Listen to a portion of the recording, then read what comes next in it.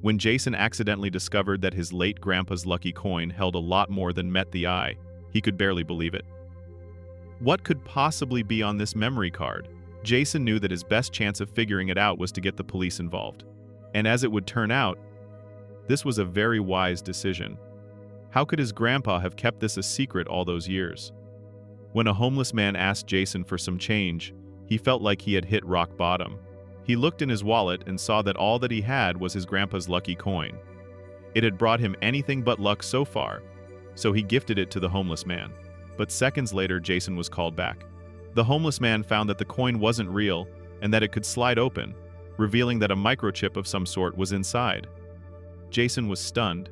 He had carried his grandfather's lucky coin with him for months now, but he had never realized it was fake. With the help of the police, Jason managed to figure out that the chip was a memory card, and what he would discover there would change his life and his perspective of his grandpa forever. But what was on the memory card? Why was it hidden in a coin, and what could Jason's grandpa's intentions possibly be? Before we start, smash the like button, and make sure to subscribe if you haven't, and hit that notification bell so that you won't miss any new stories. Jason is a 28-year-old formerly married family man. Jason had always considered himself a very lucky man, until recently, that is. Lately, it seemed that Jason was having a long streak of bad luck.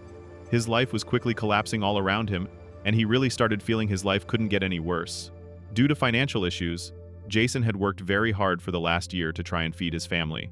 Unfortunately, his wife didn't appreciate this effort, and suddenly she filed for divorce. It had become a messy divorce, and his wife was awarded custody over their 2 kids as well.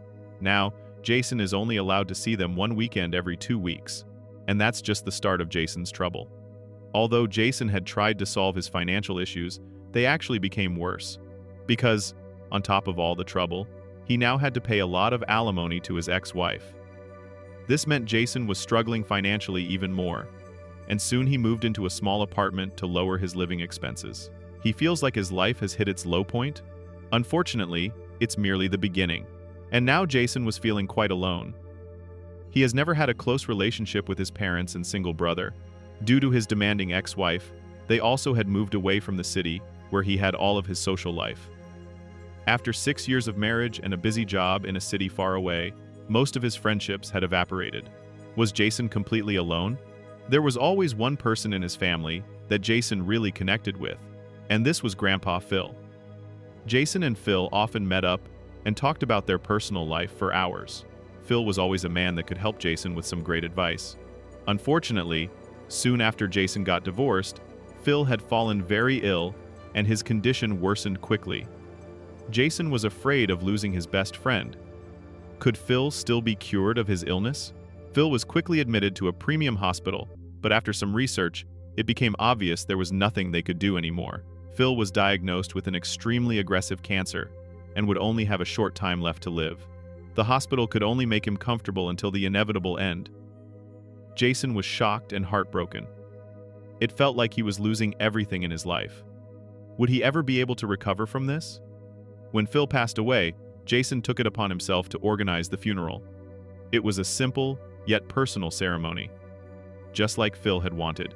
Jason had spent his last money on the funeral to honor his good friend, as Phil apparently hadn't saved up any money for this.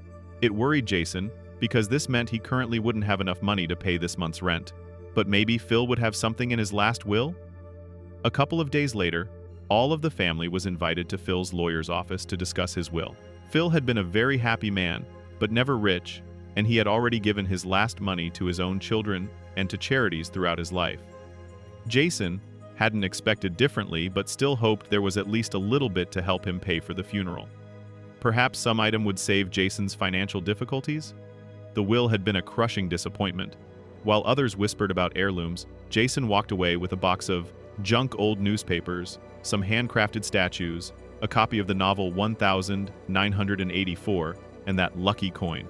For months, Jason carried that coin like a heavy anchor in his pocket, a constant reminder of everything he had lost. His luck hadn't just run out, it had vanished.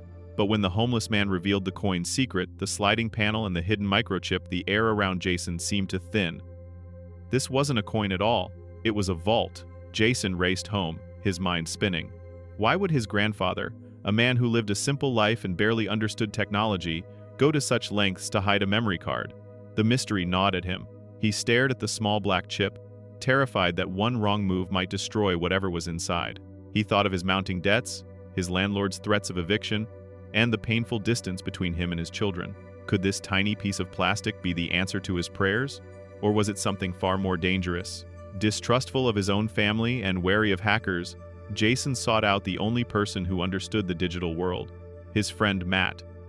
Matt wasn't just a tech enthusiast, he worked at the police station. As Jason entered the precinct, the sterile lights and the hum of activity made the situation feel incredibly real. He wasn't just investigating a family secret anymore. He was stepping into an official police investigation. Matt took Jason to a specialized workstation, a machine designed for forensic digital analysis. As the night shift slowed down, a crowd of curious officers began to gather. The story of the Grandpa's coin had spread quickly. Was it a prank? A hidden crime? Or a digital time capsule? The tension in the room was electric as Matt prepared to insert the chip. One officer, a veteran of cyber fraud cases, watched with narrowed eyes. She had seen memory cards hidden in many places, but never inside a counterfeit coin designed to look like a family heirloom. Matt inserted the card.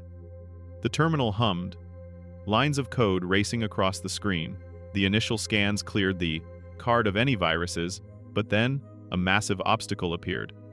The screen turned a deep red, displaying 4 empty boxes. A passcode was required. "Jason, I need you to think," Matt said, his voice dropping to a serious tone. "If we enter the wrong code too many times, this card will trigger a self-destruct sequence. It will wipe the data permanently. We have 3 chances. That's it." The room went silent. The pressure on Jason's shoulders was immense. He started with the basics, his own birth year, the year his grandfather was born, even the date of the funeral. Each attempt resulted in a jarring error sound. 2 tries left. Then, after another failed guess, they were down to their final chance. Jason felt a cold sweat break out. If he failed now, he would never know what Phil wanted him to see. He stepped away from the computer, walking out into the cool night air to clear his head. He replayed his grandfather's life in his mind. Phil was creative, a man who loved puzzles and literature.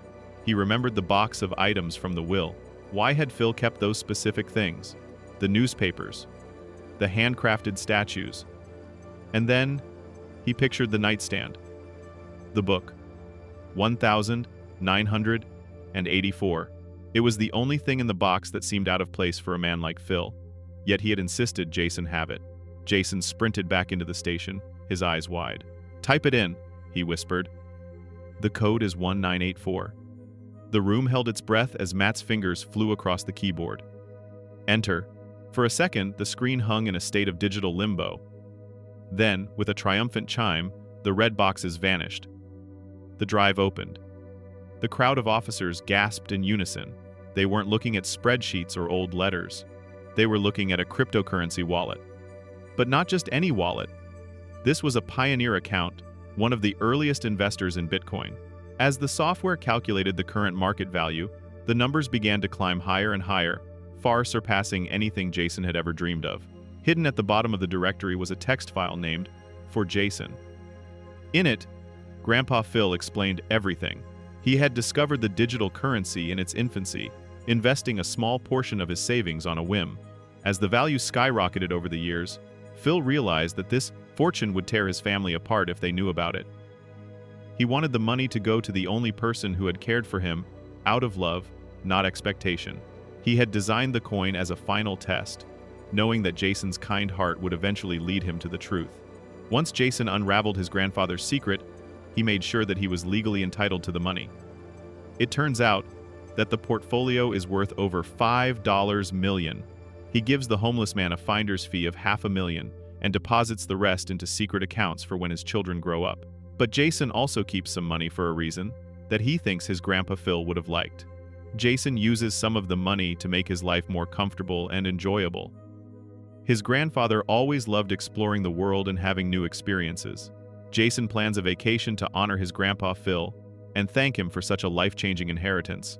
The first thing he packs is his copy of 1984. It serves as a reminder that some secrets are worth keeping, and some lucky coins eventually live up to their name.